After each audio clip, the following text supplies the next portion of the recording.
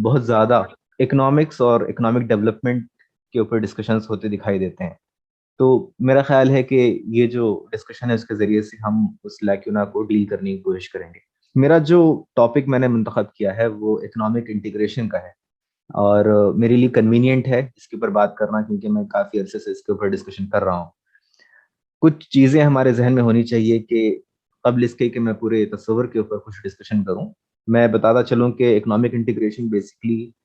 एक बहुत simple concept है जिसमें हम इकोनॉमीज़ के दरमियान बगैर किसी रुकावट और बगैर किसी मजबूरी या टैक्स उसके बगैर ही जब इंटरेक्ट करते हैं और मिलते हैं और जुलते हैं और चीज़ों अशिया को और खिदमात को, गुड्स एंड सर्विसेज को एक्सचेंज करते हैं,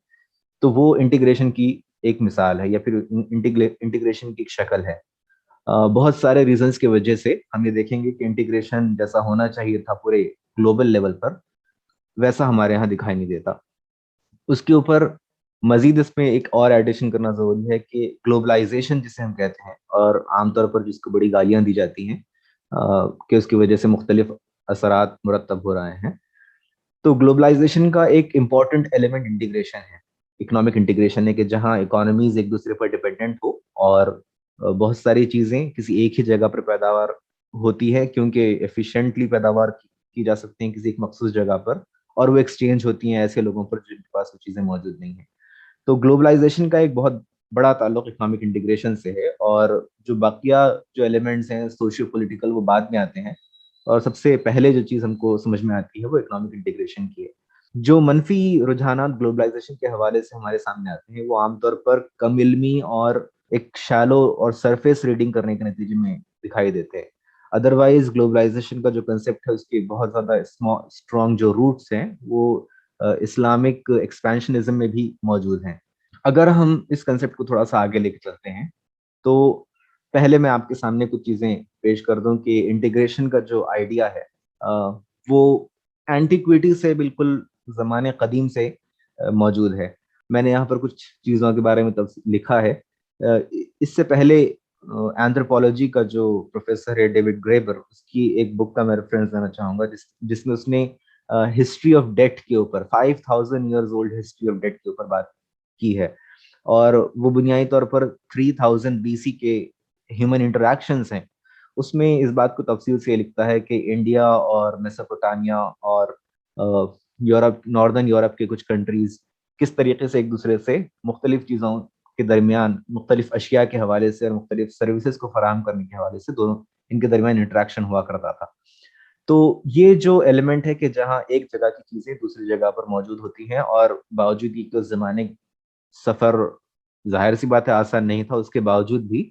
ममालिक के दरमियान या इलाक़ों के दरमियान, क्योंकि ममालिक का तस्वुर तो बाद में आया, मुख्तलिफ इलाक़ों का के दरमियान जो इंटरेक्शन है और जो एक्सचेंज है वो उसके एविडेंसेस हमारे पास एंथ्रोपोलॉजिकल मिलते हैं। उसके अलावा जो रिकॉर्डेड हिस्ट्री में हमको जो चीज़ें मिलती हैं, क्योंकि ग्रेबर की जो स्टडी है वो तो एंथ्रोपोलॉजिकल है और बहुत उसके लिए जो सोर्सेस ऑफ नॉलेज हैं वो बहुत डाउटफुल भी हो सकते हैं कई जगह पर, और कई जगह पर वो कन्वेंशनल पैटर्न में रिकॉर्डेड नहीं है। लेकिन 4th सेंचुरी बीसी या 6th सेंचुरी बीसी जो सोलान का जमाना था ग्रीस में, वहाँ स्पेशली हमको ये ट्रेंड मिलता है कि खास तौर से गवर्नमेंट इस बात की कोशिश करे कि वो ट्रेड को एक्सपैंड करने की कोशिश करे, ताकि उसके जरिए से अवाम को एम्प्लॉयमेंट मिले, अवाम को आसूदगी मिले, उसी के साथ साथ मुख्तलिफ आइडियाज का एक एक्सचेंज हो सके।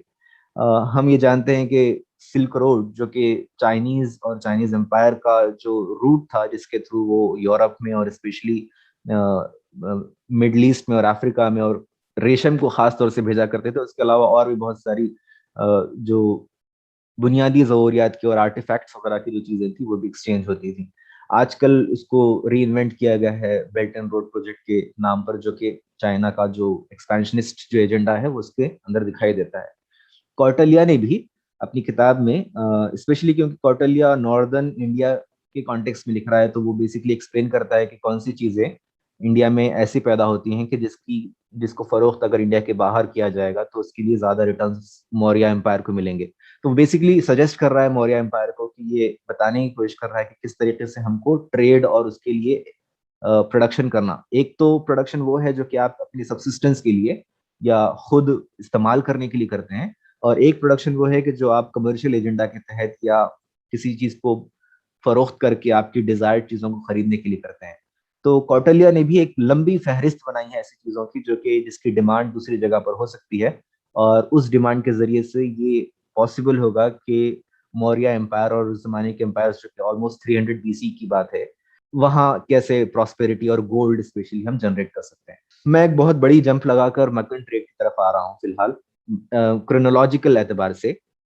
ऐसी बहुत सारे रिकॉर्डेड एविडेंसेस हमारे पास मिलते हैं, और इनफैक्ट जो अमेरिकन ओरिएंटलिस्ट सोसाइटी है उन लोगों ने इसके ऊपर काफी रिसर्च किया है। वो बेसिकली एक्सप्लेन करते हैं कि अल्लाह के रसूल के आने से पहले जो मक्का का जो रूट था, जो स्पेशली शाम और यमन के दरमियान था, हजरमौत के दरमियान, वो रूट उसके ऊपर क्या ट्रेड होता था, क्योंकि हम मुख्तलिफ स्यूरों के जरिए से ये बात जानते हैं कि विंटर और समर के अलग अलग ट्रेड के यानी काफिले जाया करते थे। मेरा ख्याल है विंटर में वो लोग यमन आते थे, क्योंकि सर्दियों में यमन का इलाका निस्बतन गर्म होता था, और गर्मियों में वो लोग शाम का सफर करते थे। तो ये जो सफर है ये बेसिकली कोइंसाइड भी होता था, क्योंकि हर विंटर को इंडियन जो फ्लीट है मुख्तलिफ मसाले और मुख्तलिफ अकसाम के कपड़े लेकर इंडिया से यमन को या हजरमौत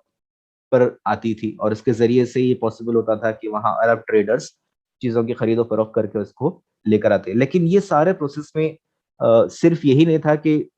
चीज़ों की खरीदो फरोख्त होती थी, जैसे कि उक्कास का जो मेला है और जुल्मजाज वगैरह के भी जो मेले हुआ करते थे जो कि शाम और ताइफ के अतराफ में होते थे नॉर्दर्न अरब में, वो बेसिकली सिर्फ एक्सचेंज करने के लिए, गुड्स एंड सर्विसेज के एक्सचेंज के लिए नहीं थे, बल्कि आइडियाज और आर्ट के एक्सचेंज के लिए भी थे। तो आप ये जानते हैं कि जो सबआ मुअल्लक़ात हैं, जो कि यानी कि वो कॉम्पिटिशन हुआ था बेसिकली, जिसमें मुख्तलिफ शोरा ने अपने अपने आइडियाज को, अपनी अपनी तख्लीक़ात को पेश किया था, और उसमें सिलेक्टेड चीज़ों को जो है जमा करके लगाया गया था। तो ये सारे जो काम आर्टिस्टिक और अफकार को एक्सप्लोर करने के एतबार से जो होते थे, वो इन मेलों में भी हुआ करते थे। तो ये सिर्फ ट्रेड ट्रेड फेयर जैसे कि कन्वेंशनल पैटर्न में हम कहते हैं, सिर्फ ट्रेड फेयर ही नहीं हुआ करता था, बल्कि इसके अलावा वो आइडियाज के एक्सचेंज का भी एक मरकज होता था। हजरत उमर के ज़माने में स्पेशली चूंकि एक एक अल्लाह के रसूल के आने आने तक ज़माने के जो यानी कि उसलूब थे वो बदल गए थे काफ़ी, और जो ग्रीक अंडरस्टैंडिंग है, ग्रीक स्टाइल की जो रिसर्च होती थी उससे मुख्तलिफ होकर एक नया कंटेम्प्रेरी और मॉडर्निस्टिक अप्रोच हमको यहाँ दिखाई देता है, जिसमें बेसिकली अल्लाह के रसूल के खुद के ज़माने में जब ट्रेड होता था मदीना से और उसके अलावा, तो उस वक्त कोई रेस्ट्रिक्शन किसी ट्रेड पर नहीं हुआ करता था, कोई चुंगी कोई महसूल वगैरह नहीं आयद होता था। लेकिन हजरत उमर के ज़माने में, चूंकि आप जानते हैं कि वो काफ़ी वसी हो गया था मामला, और उस वजह से हजरत उमर को दूर दराज के इलाकों से जब मुख्तलिफ लोग मुख्तलिफ काफिले आते तो वो शिकायत करते कि वहाँ के जो बादशाह हैं और वहाँ के जो हुक्मरान हैं और ब्यूरोक्रेट्स हैं, वो उन पर जबरदस्ती का एक महसूल आयद किए हुए हैं। तो उसके लिए एक रिटेलिएटरी नौयत का एक टैक्स बिल्कुल उसी कदर का जो कि उनसे मुसलमान ट्रेडर से वसूल किया जाता था, उतना ही टैरिफ या उतना ही जो है टैक्स हजरत उमर ने कहा कि इसकी तुमको इजाजत रहेगी। लेकिन इसमें एक फिक़हुल उमर में ये बात सामने आती है कि, या फिर आप ये कहिए कि एक नॉर्मल फिक़ही अंडरस्टैंडिंग ट्रेड्स के ताल्लुक से ये है कि स्पेशली उसको बहुत डिस्करेज किया गया है और उसको अच्छी नज़र से नहीं देखा गया है। ऑफ कोर्स अदर देन ज़कात इस्लाम बहुत सारे टैक्सेस लगाने की गो की इजाज़त देता है, लेकिन उसको एक बहुत अच्छी नज़रों से कभी देखा नहीं गया। और आप ये देखें कि सिवाय रिटेलिएशन के कभी भी हजरत उमर ने और उनके बाद के कुछ खुलफा ने कभी भी कोई जायद ज़रूरत टैक्स उनके ऊपर आयद नहीं किया। ये सिर्फ रिटेलिएशन के लिए था, और उनका पर्पस बेसिकली ट्रेड को प्रमोट करने की कोशिश था, इस वजह से वो टैक्सेस को खत्म करने की कोशिश करते थे। हजरत उमर की खास बात ये थी कि वो एक बहुत एक्सप्लिसिट एजेंडा के साथ ट्रेड को प्रमोट करते थे। वो एक कहते थे कि सिर्फ लोगों को जाके ट्रेड नहीं करना है, बल्कि इंटरेक्ट करना है, गुफ्तगू करनी है और पैगामात को पहुंचाना है। तो जैसे कि हम ये जानते हैं कि हम अक्सर ये बात कहते हैं कि मालाबार वगैरह में जो ट्रेडर्स के जरिए से इस्लाम आया, वो बेसिकली उन ट्रेडर्स की तालीमात के नतीजे में आया। इनफैक्ट एडम स्मिथ अपनी किताब में अरब ट्रेडर्स और उनकी जो प्रैक्टिसेस है उसको एक आइडियलिस्टिक पोजीशन में पेश करता है, और ये कहता है कि उन तक लोग एतमाद इसलिए करते हैं क्योंकि ऑथेंटिसिटी और उनकी जो कीमतें हैं और उनकी जो अशिया की फरोख्त है, वो तमाम चीज़ें ईमानदारी और ऑनेस्टी पर बेस्ड हैं। तो वहीं से वो ऑनेस्टी को एक बेस्ट पॉलिसी बनाने की जो बात आती है, वो उसी तरीके से आई है। एक एक बहुत एक्सप्लिसिट एजेंडा हज़रत उमर का ये हुआ करता था कि दीन की तालीमात को लोगों तक पहुँचाया जाए और उसका एक ज़रिया सौदागर और ताजिरों के ज़रिए से मुमकिन हो सके। ये जो ज़माना था इंटीग्रेशन का, ये 13वीं सदी तक आते-आते तकरीबन बदल गया था। और 13वीं सदी या 1400s के अराउंड स्पेशली यूरोप, क्योंकि आप देखेंगे कि जो जिसको डार्क एजेस कहते हैं या मिडल एजेस कहते हैं, उस ज़माने में अगरचे कि इब्न खल्दून और अबू यूसुफ वगैरह ने बहुत सारी चीज़ें इसके बारे में लिखी हैं, लेकिन एक्सटेंसिवली इसके ऊपर बात इसलिए नहीं होती थी क्योंकि ट्रेड को एक सोर्स ऑफ इनकम या रिस्ट्रिक्शन का एक ज़रिया बनाने की नीयत या मिज़ाज मुसलमानों का कभी रहा ही नहीं। तो बेसिकली ट्रेड को फ्री और ओपन रखते थे और उसी के ज़रिए से एफिशिएंसीज़ के जो मज़ाहिर है वो दिखाई देते थे। तो वो एक रूल ऑफ थंब था हर जगह कि ट्रेड को रिस्ट्रिक्ट ना किया जाए बल्कि उसके लिए आज़ाद छोड़ा जाए। मर्केंटाइलिज्म की पॉलिसीज आते आते ये हो गया। ये बेसिकली मर्केंटाइलिज्म यूरोप की इन्वेंशन है, जिसमें उनका बेसिक इंटेंशन ये है कि जब भी आप ट्रेड करेंगे तो गोल्ड और सिल्वर या बुलियन जिसे आप कहते हैं उसको एक्वायर करने की कोशिश की जाए। और उनके पास एक आइडिया ये था कि the surplus of gold and silver is basically a representation of wealth and prosperity. तो आसूदगी के लिए वो इस बात को जरूरी समझते थे कि उनके पास सोना और चांदी मौजूद रहे। और हर वो चीज, क्योंकि आप कोई चीज इंपोर्ट करेंगे किसी और जगह से लेकर आएंगे तो आपको पैसे अदा करने पड़ेंगे और उसकी वजह से आपके जो गोल्ड रिजर्व्स हैं, जो बुलियन है, वो डिप्लीट हो जाएगा, वो खत्म हो जाएगा। इसलिए जरूरी है कि हम इंपोर्ट्स को डिस्करेज करें, कोई भी चीज बाहर से लाने पर या खरीदने पर पाबंदी लगाई जाए और हम फरोख्त करें ताकि दूसरे लोगों के पास जो कुछ सोना चांदी है वो हमारे पास आ जाए। तो बुलियन के तहफ़्फ़ुज़ के लिए स्पेशली जो दौलत है या प्रॉस्पेरिटी है, उसका जो रिप्रेजेंटेशन गोल्ड है उसको बचाने के लिए ट्रेड को एक इस तरीके से मैनिपुलेट किया जाए कि वो दूसरों के लिए नुकसानदा साबित हो। ये है stark in contradiction with what Islam teaches about, क्योंकि इस्लाम में जो सेंस ऑफ जस्टिस है वो बेसिकली ये है कि प्रॉफिट दोनों पार्टीज का होना चाहिए। और ये चीज हजरत उमर भी अपनी तालीमात में और बहुत सारे जो डायरेक्टिव्स उनके हैं उसके अंदर ये बात दिखाई देती है कि उन्होंने अक्सर ये बात कही कि जो बेजा जो लोगों की कमजोरी, कम इल्मी और कमजोरी के नतीजे में जो पैसे को कमाया जाता है उसको उन्होंने कई जगह डिस्करेज किया है। तो मर्केंटाइलिज्म की जो पॉलिसीज थी उसकी वजह से बेसिकली बहुत सारे मसाइल पैदा हुए और उनमें से एक मसला था कि हर नेशन ने अपना अपना बुलियन का स्टॉक मेंटेन करना शुरू किया। और वही बुनियाद बनी किसी दर्जे में पॉलिटिकल लेवल पर भी कि वो नेशन स्टेट को एस्टैब्लिश करे, जो बाउंड्रीज हैं, क्योंकि उससे पहले होली होली रोमन एम्पायर और इनफैक्ट रोमन एम्पायर, इनके नतीजे में एक सेंस ऑफ क्रिश्चियनिटी या क्रिश्चियनडम का एक फीलिंग था विद इन यूरोप। लेकिन ये जो मटेरियलिस्टिक फीलिंग है उसके रिफ्लेक्शंस के तौर पर नेशन स्टेट की जो है जरूरत उन लोगों को महसूस हुई। और फिर वो सिर्फ लैंग्वेज बैरियर्स या कल्चरल बैरियर्स को बुनियाद बनाकर उन्होंने एक अलग अलग नेशंस को डिक्लेयर किया। और नेशन स्टेट का बेसिकली कंसेप्ट इस इन मानों में बड़ा खराब है कि वो सेल्फ डिपेंडेंस की या खुद इन्हिसारी की बात करता है, जबकि ये मुमकिन नहीं है कि कोई भी नेशन अपने में आप में सेल्फ डिपेंडेंट या इंटायरली ऑटार्किक, जिसे हम इकोनॉमिक्स में ऑटार्की कहते हैं, जिसमें आपका कोई और ताल्लुक किसी और नेशन से नहीं है, ऐसा नहीं हो सकता है। तो सेल्फ डिपेंडेंस को फोकस किया गया। आप देखिए ईस्ट इंडिया कंपनी या फिर थॉमस मन या मैलेंस, ये जितने एडमिनिस्ट्रेटर्स थे उस जमाने के, वो बेसिकली जो इंडस्ट्रियलाइजेशन भी हुआ वो बावजूद ये कि एक दूसरे के नॉलेज को शेयर करते थे, शेयर किया जा सकता था, लेकिन उसके बावजूद भी बहुत ज्यादा इस बारे में फोकस किया गया कि हमारे मुल्क में इन्वेंशन हो और हम ही उसके लिए उसकी पैदावार करें और हम ही उसको फरोख्त करें। तो कॉपीराइट्स का जो आइडिया एलिजाबेथ द फर्स्ट के जमाने में शुरू हुआ था, या पेटेंट्स का जो आइडिया, वो इसीलिए था कि हम किसी दूसरे नेशन पर डिपेंडेंट ना रहें और दूसरे हम पर डिपेंडेंट हो जाएं। और वही आज भी आप देखेंगे कि वो दिखाई देता है। फिर अगर उसके बाद एक और बड़ी जंप लगाई जाए तो वर्ल्ड वॉर्स ने तो बिल्कुल इंटैक्ट डिवास्टेट कर दिया, क्योंकि ये जो एलिनेशन का या सेल्फ डिपेंडेंस का, या चूंकि आप इंटायरली डिपेंडेंट नहीं हो सकते, तो ये एक नागजीर जरूरत है कि आप दूसरे ममालिक पर कब्जा करें। तो इंपीरियलिज्म का जो लॉजिक निकल के आता है, जो कि मार्क्स के नजदीक एक नेचुरल एक्सटेंशन ऑफ कैपिटलिज्म है, वो ये बेसिकली कहता है कि ये नागजीर है कि अगर कोई कैपिटलिस्ट इकोनॉमी है तो वो अपने में आप कभी सर्वाइव नहीं कर पाएगी, इसलिए उनको कॉलोनाइज करना पड़ेगा। तो वो कॉलोनीज के झगड़े, वो सारे इश्यूज मिलजुल कर, और जो नेशन स्टेट की जो फीलिंग है कि आप अपने आप को बरतर और अफजलतर और काबिल तर समझने की कोशिश करते हैं, उसके नतीजे में ये मसाइल पैदा हुए। वर्ल्ड वॉर्स ने जितने इंटरकनेक्शंस थे इकोनॉमीज के, जो सप्लाई चेन था सारी अशिया के फराहमी का, उसको बहुत बुरी तरीके से बर्बाद किया। एक और एस्पेक्ट ने डिसइंटीग्रेशन का या इकोनॉमिक डिसइंटीग्रेशन का वो ये भी है कि अरब कंट्रीज जो कि किसी जमाने में बहुत ज्यादा हेविली इंटीग्रेटेड हुआ करते थे और उनके दरमियान कोई रिस्ट्रिक्शन नहीं था ट्रेड के हवाले से स्पेशली, उनके दरमियान भी ये नेशनलिज्म की बीमारी के नतीजे में बाउंड्रीज और रिफ्ट्स का पैदा होना, और इसके बाद अलग अलग करेंसीज का एस्टैब्लिश होना, अलग अलग गवर्नेंसेस का बनना, ये बहुत ज्यादा इस बात का रास्ता हमवार करने वाला था कि जो है इकोनॉमीज जो है एक दूसरे से डिस्कनेक्टेड हो जाए। Finally even after independence, colonialism के बाद भी, चूंकि आपने स्पेशली ब्रिटिश इकोनॉमीज, जो ब्रिटिश कॉलोनीज थी, वहां पर जो कॉलोनीज का काम था वो तो ऐसी चीजों का प्रोडक्शन करना था जो कि इंटरमीडिएट गुड्स हैं, और वो ब्रिटेन में जाकर फाइनल गुड्स बनती हैं। तो एक ऐसी इकोनॉमी आपने बनाई है जो कि बहुत हेविली डिपेंडेंट है ब्रिटेन के ऊपर, कि जब तक वो उसको इस्तेमाल ना करे या वो उसको किसी और चीज में कन्वर्ट ना करे, तब तक कि आपकी चीजों की खरीद करने वाला कोई नहीं है। At the same time specially India में ये हुआ कि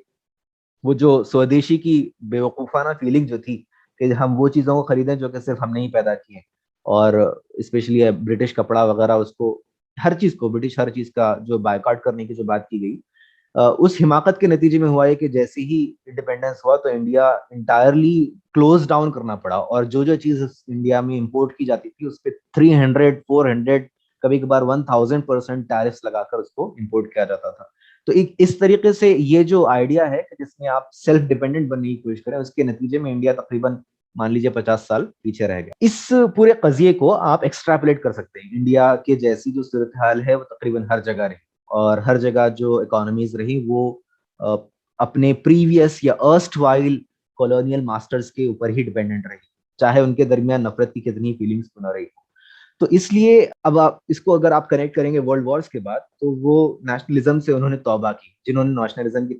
बातें की थी, उन्होंने उससे तौबा की, और उन्होंने सेल्फ डिपेंडेंस वगैरह के आइडियाज को बहुत जबरदस्त उसकी हौसला शिकनी की। उस जमाने के जो फर्स्ट वर्ल्ड वॉर के बाद के जो स्कॉलर्स हैं, जिसमें स्पेशली जॉन मेनार्ड कीन्स है और न्यू क्लासिकल स्कॉलर्स हैं जो कि एडम स्मिथ की ट्रेडिशन को लेकर आगे आ रहे हैं, वो सारे के सारे फ्री मार्केट कॉन्सेप्ट को लेकर आगे बढ़ते हैं। और उसको मेंटेन करने के लिए यूरोप में, specially after devastation of the entire Europe, एक तहरीक चली एक तरीके से, जिसमें यूरोप को रिकंस्ट्रक्ट करने के लिए इंटीग्रेशन की बात की गई। जो यूरोपियन कॉल फॉर इंटीग्रेशन था वो बेसिकली 4 बड़े बड़े स्कॉलर्स उसमें शामिल है। इसमें एडिनॉर, गैस्पेरी, शूमन और जॉन मोने, ये चारों को फादर ऑफ यूरोपियन यूनियन कहते हैं। और असल खास बात यह है कि स्पेशली जो तीनों आगे के 3 जो लोग हैं,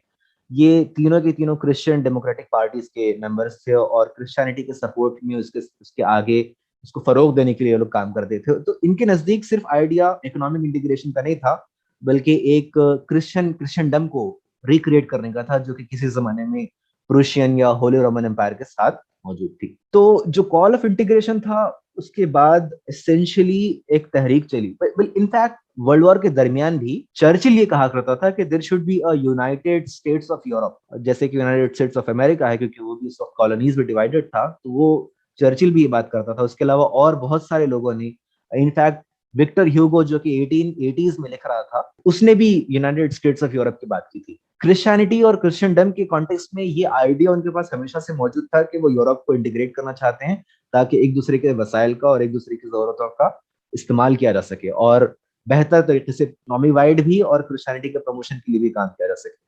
तो उस आइडिया को कभी रियलाइज, इनफैक्ट कई मरतबा उस आइडिया को एग्जीक्यूट करने की जो जबरन कोशिशें हुई, उसके नतीजे में बड़े मसाइल हुए। फॉर एग्जाम्पल नेपोलियन का हम एग्जाम्पल ले सकते हैं। प्रूशियन एम्पायर की जो एक्सपेंशनिस्ट एजेंडा है वो भी इसी कॉन्टेक्स्ट में थे। अगर हम उसी का एक्सटेंशन इसको समझते हैं तो उसमें थोड़ा प्रॉब्लम ये है कि ये अब लिबरल लैंग्वेज को इस्तेमाल करते हैं, लेकिन एजेंडा इनका वही क्रिश्चियनिटी का है। इसी वजह से वो टर्की को यूरोपियन यूनियन की मेंबरशिप देने के लिए तैयार नहीं। लेकिन इसमें एक इंपॉर्टेंट चीज ये है कि चूंकि उनको पुरानी जो गलतियां हैं उसका अंदाजा था, इसलिए एक बहुत ग्रेजुअल प्रोसेस के तहत यूरोपियन यूनियन में इंटीग्रेशन किया गया, फ्री ट्रेड एग्रीमेंट्स किए गए। पहले एक एग्रीमेंट था जो कि कोल और स्टील को फ्रीली एक्सचेंज करने के लिए था, क्योंकि फ्रांस में उस वक्त, क्योंकि जर्मनी तो बर्बाद हो गया था वर्ल्ड वॉर के फर्स्ट सेकंड के बाद, और बहुत सारी इंडस्ट्रीज फ्रांस में मौजूद थी, लेकिन जर्मनी के मुख्तलिफ इलाकों में जो कोल और स्टील का प्रोडक्शन था वो उसको एक्सेस नहीं मिल पाता था, क्योंकि ट्रेड बैरियर्स लगा दिए गए थे, बड़े बड़े टैरिफ्स थे। आई होप कि टैरिफ का मतलब आपको समझता होगा, कस्टम्स ड्यूटीज या टैरिफ, यानी कि जब आप एक चीज किसी दूसरे मुल्क में ले जाते हैं, जिस कदर चीजें ले जाते हैं उसी के कदर आपको टैक्सेस पे करने पड़ते हैं, तो उसको टैरिफ कहते हैं। तो अगर मान लीजिए 100 रुपए की कोई चीज है जो आप किसी मुल्क में ले जा रहे हैं और उनका टैरिफ 10% है, तो वो उस मुल्क में जाने के बाद 110 रुपए की हो जाएगी। तो टैरिफ्स कमोडिटीज को एक्सपेंसिव बनाते हैं और उसी के साथ साथ वो गवर्नमेंट के रिसोर्सेज को ऐड करते हैं, लेकिन द सेम टाइम वो बेचने वालों के लिए बड़े नुकसानदायक साबित होते हैं। तो कोल और स्टील के लिए पहले हुआ, फिर एग्रीकल्चरल कमोडिटीज के एक्सचेंज के लिए हुआ, फिर सर्विसेज के कॉन्टेक्स्ट में हुआ। तो ग्रेजुअली ये प्रोसेस को उन्होंने मुख्तलिफ एग्रीमेंट्स को इस्तेमाल करते हुए 1960s से लेकर 1990s के एक लंबे प्रोसेस में उन्होंने यकी इस्बात दीगरे बहुत सारे एग्रीमेंट्स किए, और फॉरेन ट्रेड एग्रीमेंट्स और कस्टम्स यूनियन की बनाने के बाद उन्होंने इकोनॉमिक यूनियन बनाई, जिसमें बेसिकली एक यूरोपियन पार्लियामेंट रहेगा, यूरोपियन इकोनॉमिक कम्युनिटी रहेगी, स्टेबलाइजेशन के लिए और सिक्योरिटी के कॉन्टेक्स्ट में अलग अलग डिपार्टमेंट्स बनाए गए, और उसको एक एक ऑफिशियल और पॉलिटिकल स्ट्रक्चर उसका दिया गया। Finally 19 I think late 1990s eurozone बनाया गया। यूरोजोन बेसिकली शायद 15 कुछ ऐसी यूरोपियन इकोनॉमीज है, या तो 15 है या 14 है, एग्जैक्टली नहीं मालूम। उन इकोनॉमीज ने मिलकर एक कॉमन करेंसी को स्टैब्लिश किया, जिसे हम आज यूरो के नाम से जानते हैं। अब रिसेंटली पुतिन ने एक एजेंडा रखा था कि जिसमें वो बेसिकली जो पूरा नॉर्दर्न हेमिस्फेयर है, जिसमें पुर्तगाल में लिस्बन से लेकर रशिया में व्लादिवोस्टॉक तक के जो सारा नॉर्दर्न हेमिस्फेयर का जो पोर्शन है, जिसमें ऑफ कोर्स कनाडा वगैरह शामिल नहीं है, उसको वो एक इकोनॉमिक ब्लॉक बनाना चाहता है। और वो कह रहा है कि लोगों के मूवमेंट के ऊपर और उसी के साथ साथ ट्रेड के होने पर, goods and services, people and capital, ये चारों के मूवमेंट के ऊपर कोई रेस्ट्रिक्शन नहीं होना चाहिए। तो ये अगर एग्जीक्यूट होता है तो ये एक बहुत स्ट्रॉन्ग इकोनॉमिक ब्लॉक बन जाएगा, जो कि ऑफ कोर्स अमेरिका के लिए चैलेंजिंग रहेगा, चाइना के लिए भी चैलेंजिंग रहेगा, लेकिन ऑफ कोर्स उसके इम्कान कम है। वो एक तस्वुराती चीज है कि पुतिन एक यूरोप को अपना एक हमनवा बनाने की कोशिश कर रहा है। ये बात मैं पहले कह चुका हूँ कि ये जो यूरोपियन यूनियन का एजेंडा था वो प्रिडोमिनेटली क्रिश्चियन एजेंडा था, हालांकि अक्सर यूरोपियन जो ऑफिसर्स हैं और जो ब्यूरोक्रेट्स हैं वो इसको निगेट करते हैं। लेकिन उसका असर ये हुआ, जब से यूरोपियन यूनियन ग्रेजुअली डेवलप हुआ, तभी से जो ग्रोथ है इंडस्ट्रियल और फाइनेंशियल रिकवरी का, वो बहुत एक्सपोनेंशियल ग्रोथ रहा, बहुत तेजी के साथ जो है यूरोप ने 1940s के बाद से रिकवर किया। ये कहा जाता है कि जो यूरोपियन ट्रेड है उसका कंट्रीब्यूशन जो ग्रोथ है उसके ऊपर ऑलमोस्ट 6.5% के अराउंड है। यानी कि अगर आप मान लीजिए कि 10% के ग्रोथ रेट से अगर इम्प्रूव हो रहे हैं या फिर बढ़ रहे हैं, तो 6.5% is coming essentially from the fact that you are trading with your own self. तो जो इंट्रा यूरोपियन जो ट्रेड है, उस ट्रेड के नतीजे में बहुत तेजी से उसके अंदर तब्दीली आई, और जो फर्दर इंटरेक्शन है, जो फर्दर कम्युनिकेशन है, उसकी वजह से sharing of technology, sharing of languages, sharing of currency, ये सारी चीजें बहुत सारे ट्रेड के पैटर्न्स को, क्योंकि जब आप रेस्ट्रिक्शंस लगाते हैं तो there is a huge bureaucracy that is associated with it. ये ऐसा नहीं हो सकता कि आप मान लीजिए जर्मनी को कोई चीज बेचना चाह रहे हैं, जर्मनी किसी सेलर को इंडिया का कोई सेलर बेचना चाह रहा है, तो एक सीरीज ऑफ ब्यूरोक्रेटिक एजेंडा है जो कि उसको सॉल्व करने पड़ेंगे। अपनी कंपनी को अलग अलग तरीकों से रजिस्टर करना पड़ेगा, कई मरतबा मैनिपुलेट करना पड़ेगा। तो ये जो ब्यूरोक्रेटिक और रेड टेपिज्म है, जिसके नतीजे में बेसिकली आपको जो बिजनेस है वो आसान नहीं होता है। तो आजकल जो ईज ऑफ डूइंग बिजनेस का नारा लगाया जा रहा है, उसके तहत ये सारे रेस्ट्रिक्शंस को कम करने की बार बार कोशिश की जा रही है, जो कि एक अरसे से इंडिया के पास मौजूद है। ऑलमोस्ट 1950 से या 51 से ये सारे लॉज मौजूद हैं, जो कि बेसिकली एक्सचेंज को बहुत ज्यादा मुश्किल बना देते हैं। 1991 के अराउंड जब मनमोहन सिंह ने कुछ रिफॉर्म्स किए थे इंडिया में, तो उस वक्त बहुत सारी चीजों को खत्म किया गया था, बहुत सारे लाइसेंस राज को खत्म किया गया था, लेकिन उसके बावजूद भी बहुत सारे अभी रेस्ट्रिक्शंस हमारे पास मौजूद है। यही वजह है कि यूरोप का जो ट्रेड टू जीडीपी रेशो है, trade to GDP ratio basically ये बताता है कि अगर आपके मुल्क में 100 रुपए की पैदावार हो रही है एक अकाउंटिंग ईयर में, तो उसमें से कितना रुपया बेसिकली ट्रेड से आ रहा है। ट्रेड में इंपोर्ट और एक्सपोर्ट दोनों शामिल है। अगर आप जर्मनी की बात करें तो 80 to 82% trade to GDP ratio है जर्मनी का, और इंटायर यूरोप में almost 60 to 65% trade to GDP. उसका उससे कंपेयर करेंगे आप चाइना को, जो कि हेवीएस्ट एक्सपोर्टर है कमोडिटीज का, उसका trade to GDP ratio around 34% कुछ रहेगा, और इंडिया का उससे उससे कुछ कम है, पाकिस्तान का बहुत कम है। तो जो high trade to GDP ratio है, ये बेसिकली एक्सप्लेन करता है कि इकोनॉमीज किस तरीके से एक दूसरे पर इंटरडिपेंडेंट है और वो किस तरीके से स्पेशलाइज कर रहे हैं। उसके अलावा यूरोप में जो सेंस ऑफ बिलोंगिंग है एक दूसरे के साथ कि हम यूरोपियन हैं, ये पहले नहीं था, और ये इस वजह से डेवलप हुआ क्योंकि उनका जो एक दूसरे से ताल्लुक है वो ट्रेड की वजह से डेवलप हुआ है। मैं एक कर्सरी लुक जो वेलफेयर इफेक्ट्स हैं जो फ्री ट्रेड के नतीजे में पैदा होते हैं उसके बारे में बता दूंगा। दो इफेक्ट्स होते हैं बेसिकली जब आप ट्रेड को ओपन करते हैं, जब कोई रेस्ट्रिक्शंस को हटाते हैं। एक होता है ट्रेड क्रिएशन, कि एक ऐसी इकोनॉमी है जिससे आपका कोई ट्रेड का कोई ताल्लुक नहीं है, लेकिन अब उसकी मौके होने की वजह से आप एक नया ट्रेड कर सकते हैं, ये ट्रेड क्रिएशन है। और दूसरा है ट्रेड डिवर्जन, यानी कि किसी एक ऐसी इकोनॉमी है जहां से आप बेनिफिशियल ट्रेड नहीं कर पा रहे हैं, लेकिन जब आपके पास किसी दूसरी इकोनॉमी में जाने का मौका मिल गया है तो आप एक्सपोर्ट को एक जगह से दूसरी जगह डाइवर्ट करते हैं। जैसे कि उसकी एक मिसाल ये हो सकती है कि इंडिया और South East Asian countries specially बहुत ज्यादा वेस्टर्न टेक्नोलॉजिकल एडवांसेस का के ऊपर डिपेंडेंट होते हैं। अगर हमारे पास बहुत सारे और ट्रेड ऑपरेशंस खुल जाएंगे तो ये पॉसिबल होगा कि हमारे जो ट्रेड रूट्स हैं वो डाइवर्ट होकर कोई ऐसी जगह पर जाएं जहां पर टेक्नोलॉजिकल इनोवेशंस पॉसिबल हैं। तो जो ट्रेड के इंपोर्ट्स और एक्सपोर्ट्स का जो जो डाइवर्जन है जो आजकल यूरोप और अमेरिका बेस्ड है, उसको हम साउथ ईस्ट एशिया या अफ्रीका या फिर मिडल ईस्ट बेस्ड भी बना सकते हैं, अगर उसके लिए कंडूसिव एनवायरनमेंट है। ऑफ कोर्स ये स्पेशली जब टेक्नोलॉजी की बात की जाए तो थोड़ी सी हाइपोथेटिकल लगती है, लेकिन अगर आप ट्रेड इन कमोडिटीज की स्पेशली बात करें सर्विसेज के बजाय, तो ये बहुत ज्यादा मुमकिन है कि हमारी बहुत सारी imports, for example recently trade oil का जो इंपोर्ट है वो ओपेक से हटकर इंडिया में अमेरिका की तरफ बढ़ गया है। यानी कि हम अब सऊदी और ईरान और इराक से ऑयल इंपोर्ट करने के बजाय अमेरिका से ऑयल इंपोर्ट कर रहे हैं। इनफैक्ट अमेरिका शायद सेकंड या third oil exporter to India हो गया है। किसी जमाने में सऊदी फर्स्ट था, अब आई डोंट नो एग्जैक्टली नहीं पता, लेकिन रिसेंटली सऊदी फिफ्थ पर चला गया है। तो हमारी जो इंपोर्ट करने का जो टेंडेंसी है वो अभी मिडल ईस्ट से है, लेकिन हम उसको डाइवर्ट करके किसी ऐसी इकोनॉमी पर भी, जैसे चाइना का ऑयल इंपोर्ट का एक बड़ा पोर्शन रशिया से आता है, तो ये पॉसिबिलिटीज है कि अगर जो बेनिफिशियल या एफिशिएंट एक्सपोर्टर्स हैं वहां पर हम ट्रेड को एक्सपैंड कर सकते हैं। बहुत सारी फ्रैंकलिन रोज वगैरह की जो स्टडीज हुई है उसमें बेसिकली ये बताया गया है कि किस तरीके से रेस्ट्रिक्शंस टू ट्रेड जब खत्म किए जाते हैं तो उसका असर जीडीपी के ऊपर क्या होता है, कि वो इकोनॉमीज जिनके दरमियान रिस्ट्रिक्शंस कम है, ट्रेड रिस्ट्रिक्शंस कम है, वो 3 times more likely to grow और 3 times more likely to have a higher rate of trade than any other economy. जो ऑटार्किक या कंट्रोल्ड या रिस्ट्रिक्टेड एनवायरनमेंट में रहने वाली इकोनॉमीज है उनके मुकाबले में 3 गुना ज्यादा उन इकोनॉमीज में ग्रोथ होती है, जो कि ज्यादा एक्सपोज होती है, ज्यादा इंटीग्रेटेड होती है ग्लोबल इकोनॉमी से। एक और सर्वे बताता है कि every 1% increase in trade always contributes to at least 0.3% growth in GDP. कि जब भी हम किसी भी इकोनॉमी के साथ अगर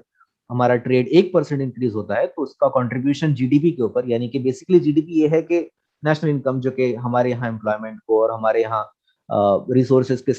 इस्तेमाल को और बहुत सारी और टेक्नोलॉजिकल इनोवेशन को फरोग दे सकता है, उसमें 0.3% इंक्रीज हो सकता है। एक और इम्पॉर्टेंट एलिमेंट ट्रेड का ये है, जब आप फ्री ट्रेड स्पेशली करते हैं तो वो एक with in the industry trade का पॉसिबिलिटी बन जाती है। फॉर एग्जाम्पल अमेरिका या यूरोप की अगर हम एग्जाम्पल लेंगे, मैं यूरोप की एग्जाम्पल बार बार इसलिए दे रहा हूँ कि जब भी हम इंटीग्रेशन की बात करते हैं तो आजकल सारे एकेडमिक डिस्कोर्सेस में Europe is a yardstick through which we जज एवरी अदर रीजनल इंटीग्रेशन। कि उनका जो सक्सेस रेट है वो एक्सेसिवली हाई है, और उसकी वजह से हम कहते हैं कि यूरोप में ये चीज हुई है तो एक एप्लीकेबल और जगह पर भी हो सकती है, given the similarity of circumstances of course, so that ceteris paribus will always be there. So intra industry trade pattern basically ये होते हैं कि फ्रेंच कार्स जर्मनी में खरीदे जाएंगे और जर्मन कार्स फ्रांस में खरीदे जाएंगे। तो एक ही चीज है, ये इंटरडिपेंडेंस नहीं है कि जर्मनी कार्स को एक्सपोर्ट करेगा और फ्रांस ट्रक्स को एक्सपोर्ट करेगा, ऐसा नहीं होता है, बल्कि सिमिलर टाइप्स ऑफ इंडस्ट्रीज के दरमियान भी एक्सचेंजेस होते हैं, और वो एक्सचेंजेस रादर प्रॉफिटेबल होते हैं दूसरे के मुकाबले में। क्योंकि अगर आप मान लीजिए फ्रांस को महदूद कर देंगे कि आप फ्रेंच कार्स को सिर्फ फ्रांस में फरोख्त कर सकते हैं, तो इकोनॉमीज ऑफ स्केल नहीं मिल पाएगी कि आप जब लार्ज स्केल पे जब किसी चीज का प्रोडक्शन करते हैं तो वो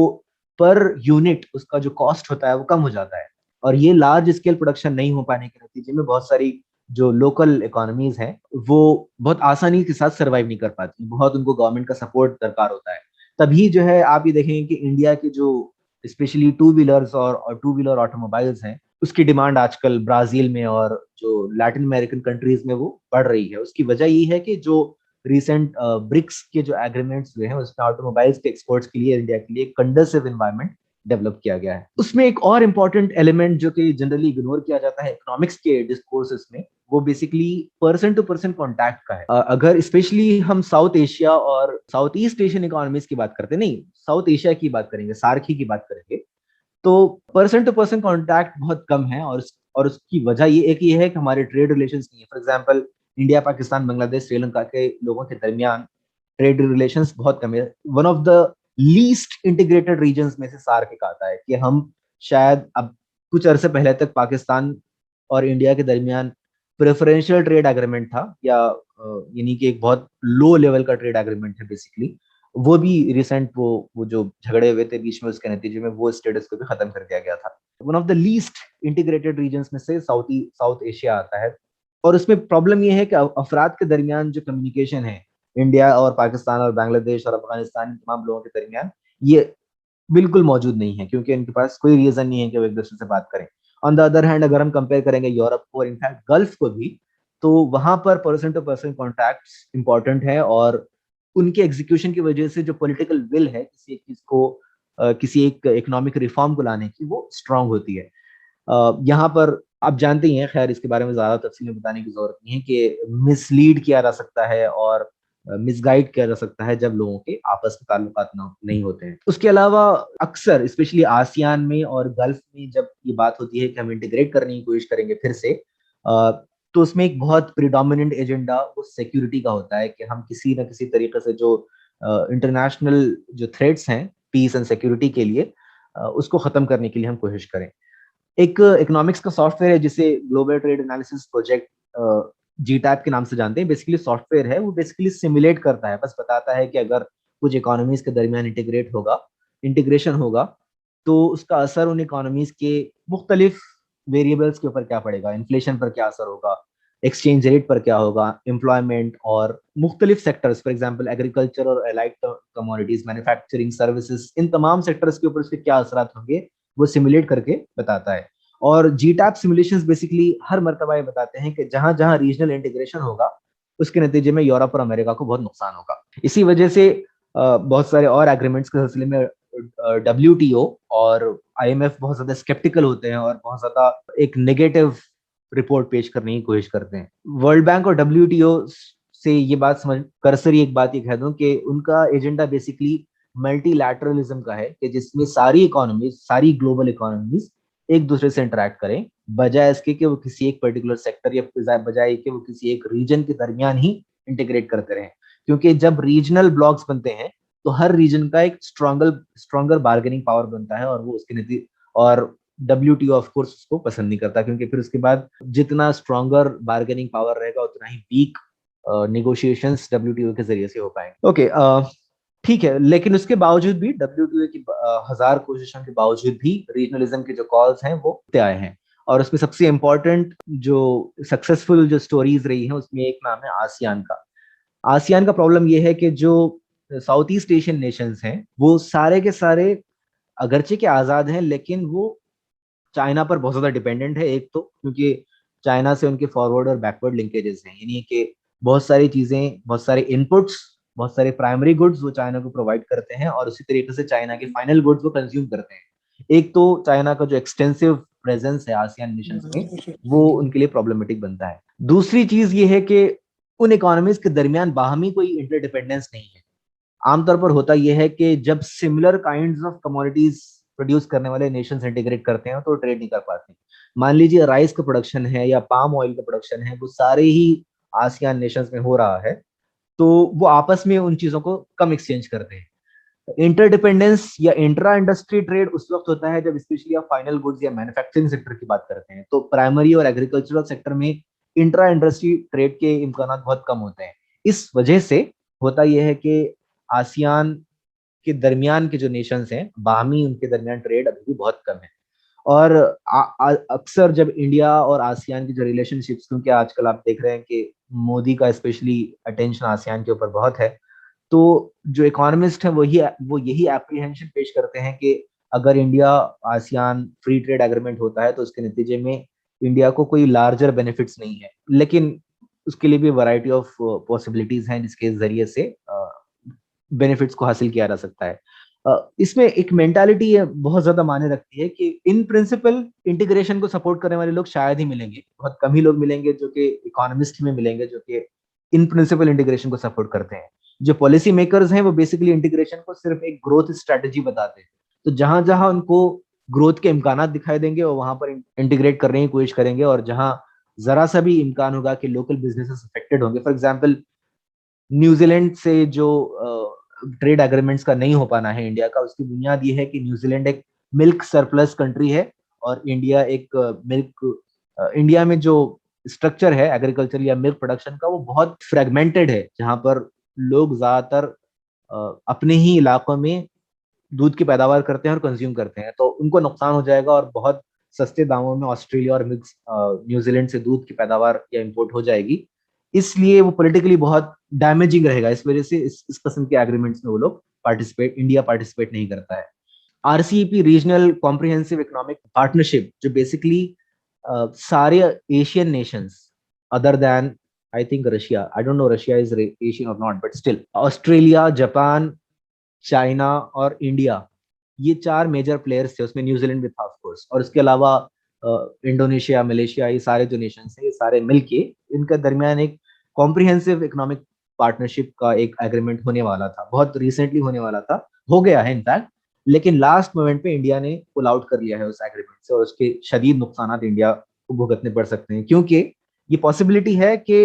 अगर हम वो एग्रीमेंट का पार्ट बन जाते तो बहुत सारे लोकल स्मॉल बिजनेसेस अफेक्टेड होते, और वो पॉलिटिकली डैमेजिंग था मोदी के लिए ऑलरेडी ये इतने सारे प्रॉब्लम्स के रहते हुए, लेकिन लॉन्ग रन में वो ज्यादा फायदेमंद चीज नहीं है, और इकोनॉमिस्ट इस बात को पसंद नहीं करते हैं कि इस तरीके की जो पॉसिबल अपॉर्चुनिटीज है इंटीग्रेशन की उससे हम दूर रहें। सार्क के बारे में ज्यादा कहने की जरूरत नहीं है। मीना जो middle east and north African जो बेल्ट है उसके दरमियान इंटीग्रेशन की बात करता है, इसके अंदर बहुत हाई पोटेंशियल है, क्योंकि हिस्टोरिकली ये सारे सिमिलर नेशंस हैं, ऑलमोस्ट डेजर्ट नेशंस हैं, और बहुत ज्यादा प्राइमरी गुड्स के ऊपर इनका इन्हिसार नहीं है। At the same time language barriers बहुत कम हैं, सिमिलैरिटी ऑफ कल्चर्स हैं, और उसके अलावा इनके दरमियान एक एक खौफ की मेंटालिटी ये है कि बहुत जल्दी इनके ऑयल रिजर्व्स कम होने वाले हैं, इस वजह से उनको बहुत जल्दी जल्दी ट्रेड के लिए काम करना चाहिए। इनफैक्ट जो हिस्टोरिकल जो इंटीग्रेशन था इन या इंटरडिपेंडेंस था इन इलाकों का, उसकी वजह से बावजूद ये कि अभी भी बहुत सारे ट्रेड रिस्ट्रिक्शंस हैं, उसके बावजूद भी जो इंटरडिपेंडेंस और ट्रेड टू जीडीपी रेशो है वो इन गल्फ इकोनॉमीज में और नॉर्थ अफ्रीकन इकोनॉमीज में ऑलमोस्ट 60% है, equivalent to European Union. European Union के बराबर ही तकरीबन इनका ट्रेड टू जीडीपी रेशो पाया जाता है ऑलमोस्ट। और उसमें प्रॉब्लम ये भी है, और ये शायद हमारे स्टडी के रिजल्ट्स को इफेक्ट करे, एक प्रॉब्लम उसमें ये है कि जो ज्यादातर ट्रेड है वो ऑयल बेस्ड है, तो जो इस वजह से ऑलमोस्ट 60% जो जीडीपी है ईरान का, वो कहीं ना किसी दर्जे में ऑयल और उससे रिलेटेड अफेक्टेड रहेगा,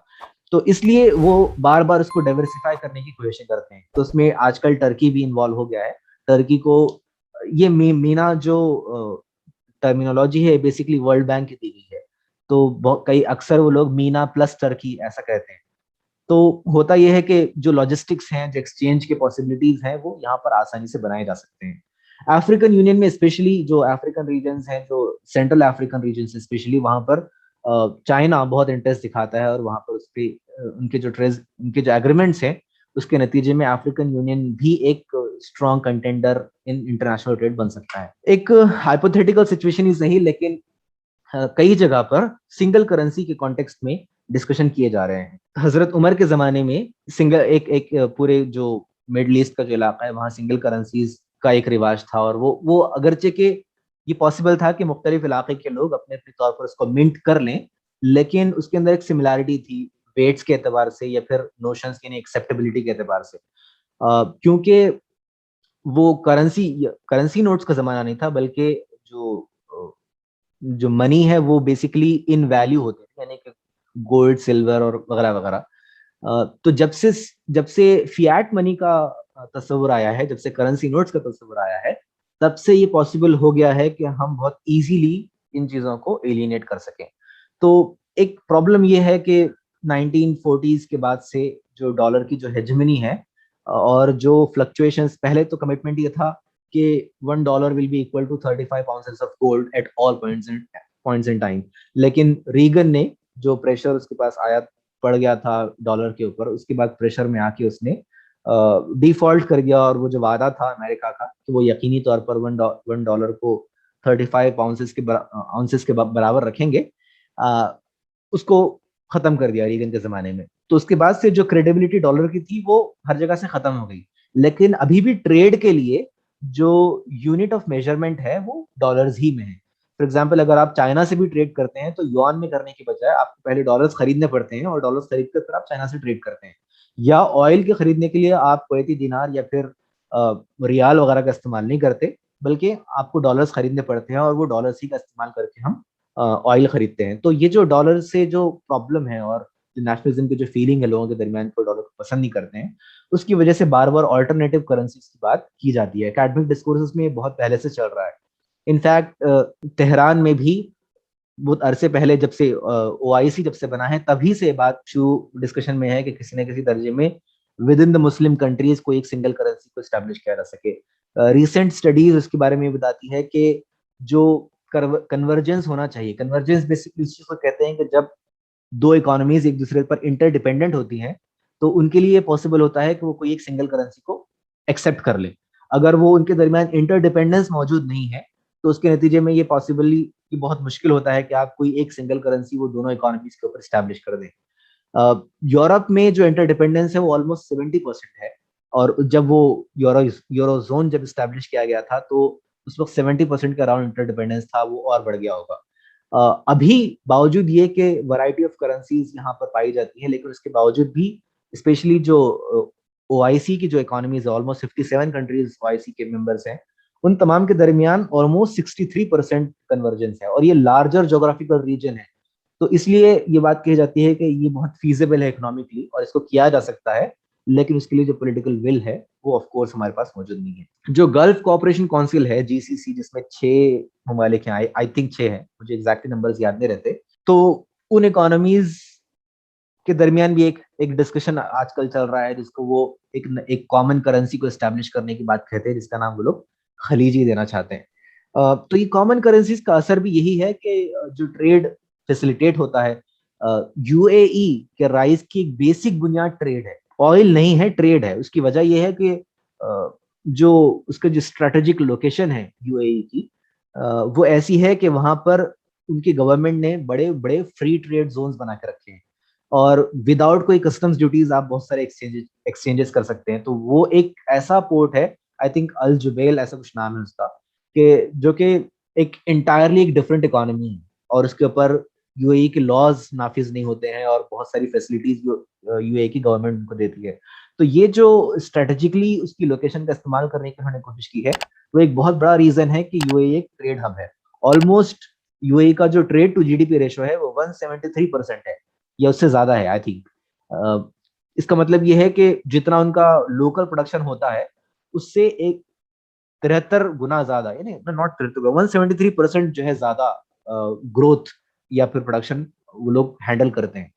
तो ये वो बेसिकली वो चीजें हैं जो कि मैं आपके साथ डिस्कस करना चाहता था। इजाजत दीजिए।